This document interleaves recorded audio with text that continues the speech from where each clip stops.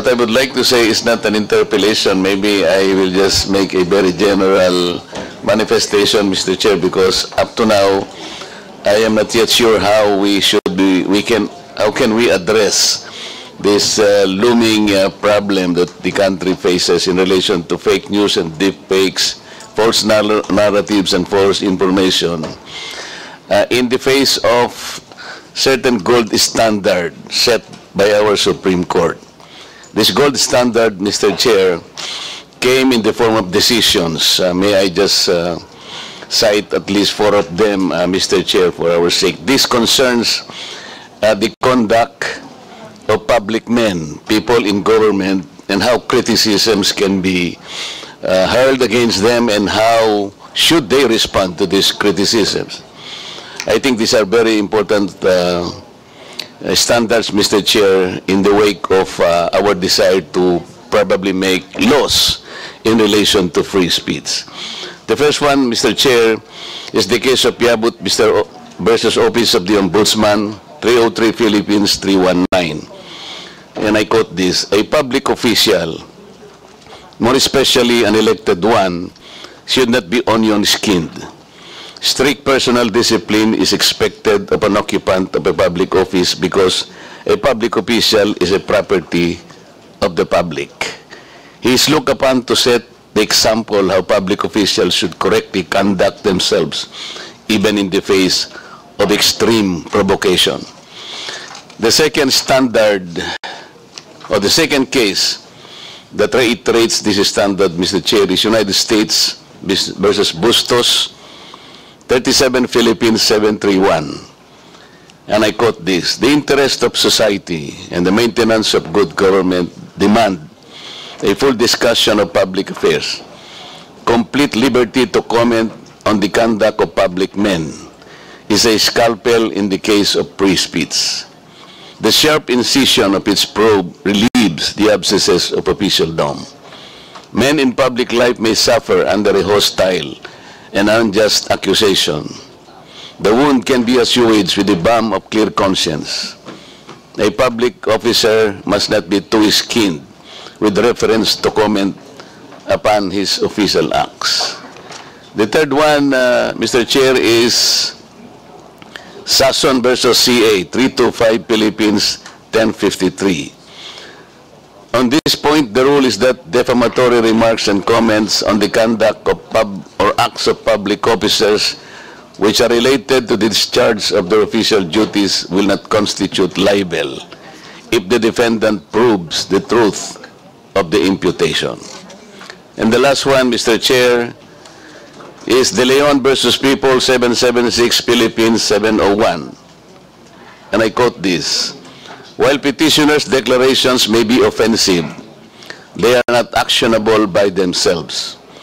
Being sensitive has no place in this line of service, more so when allowing otherwise has the potential to create a chilling effect on the public. Mr. Chair, why am I stressing this gold standard as enunciated by some of the important decisions of the Supreme Court?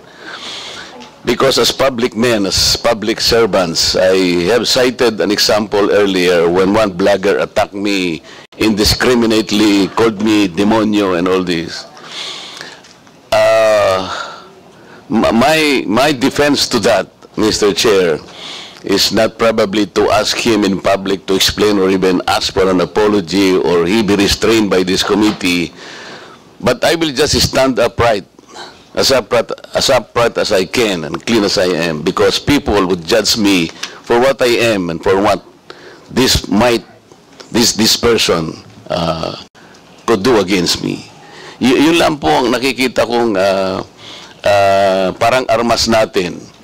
Kapag nakikita nila tayo as transparent as we can to these people, people can easily distinguish na wala yan, sinungaling yan. Like, yun lang ang gusto kong maging karanasan ng tao, kahit na siguro hindi ko na siya demanda o pagalitan o gumawa ng action against him. It is enough that people would not listen to him anymore, that he will be rendered useless, and people would just judge him as, you know, as a liar, somebody who peddles something that cannot be accepted by people. To me, that is already a consolation, Mr. Chair. So kung ating pong mga vloggers ay maaring napapasobra po yung kanilang pagkikriticize sa atin, talaga kung minsan po ay ganon. We have to strike a balance between the public affairs, between the public issues that must be deliberated completely and in the light of an extensive discussion of public affairs of government. You have to strike a balance between the importance of these issues discussed in public and the hostile accusation that might arise from this.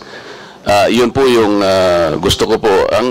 May mga batas naman po tayo, once they attack us on a private side, ang sinasabi po ito very, very easily, that could constitute libel pagka-personal na po. Kagaya po nung tinawag niya po akong demonyo, okay, yun na po, personal na po yun. It's up to me to act kung gagamitin ko pa po yun. Pero sa akin po ay parang ano na lang yun.